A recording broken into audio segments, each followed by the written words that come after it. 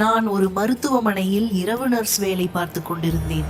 அந்த மருத்துவமனை மிகவும் பழைய கட்டிடம். இரவு பணி நேரங்களில் சில தளங்கள் வெறிச்சோடியே இருக்கும்.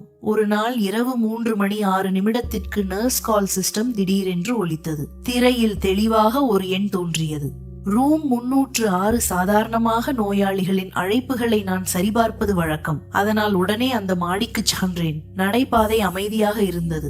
305ஆம் அறையை கடந்தேன். அதற்கு பிறகு ஒரு கதவு. அதில் பெரிய எண்களில் 306 என்று எழுதப்பட்டிருந்தது. கால்பெல் உள்ளே இருந்து தொடர்ந்து ஒலித்துக் கொண்டே இருந்தது. கதவை திறந்து உள்ளே சென்றேன். அறை முழுக்க இருட்டாக இருந்தது. படுக்கை இருந்தது.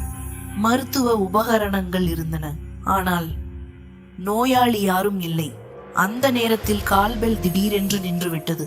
எனக்கு ஏதோ தவறாக இருப்பது போல தோன்றியது. உடனே செக்யூரிட்டி ஆபீஸ்க்கு திரும்பி ஃப்ளோர் ரெஜிஸ்டரை பார்த்தேன். அப்போது என் உடம்பே குளிர்ந்தது. அந்த தளத்தில் 306க்கு அடுத்தது 307. 306 என்ற அறையே அந்த மருத்துவமனையில் இல்லை. அதிர்ச்சியில் சிசிடிவி ஃபுட்டேஜை திறந்தேன். காலை 3:06.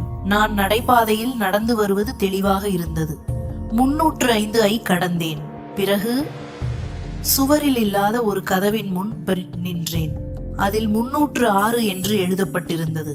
நான் கதவை திறந்து உள்ளே சென்றேன். ஃபுட்டேஜை வேகமாக முன்னோக்கி நகர்த்தினேன். 10 நிமிடங்கள், 20 நிமிடங்கள், 1 மணி நேரம், காலை வரை. நான் அந்த அறையிலிருந்து வெளியே வரவே இல்லை. அதே நேரத்தில் செக்யூரிட்டி ஆபீஸில் இருந்த நாற்காலியில் நான் அமர்ந்திருப்பதும் சிசிடிவியில் பதிவாகி இருந்தது. 2 இடங்களிலும் ஒரே நேரத்தில் நான் இருந்தேன். அடுத்த ஃப்ரேமை ஜூம் செய்து பார்த்தேன். 306 கதவுக்குள் சென்றிருந்த நான் கேமராவை நோக்கி திரும்பினான். பிறகு மெதுவாக சிரித்தான். அவன் உதடுகள் அசைந்தன. நான் வெளியே வந்துட்டேன்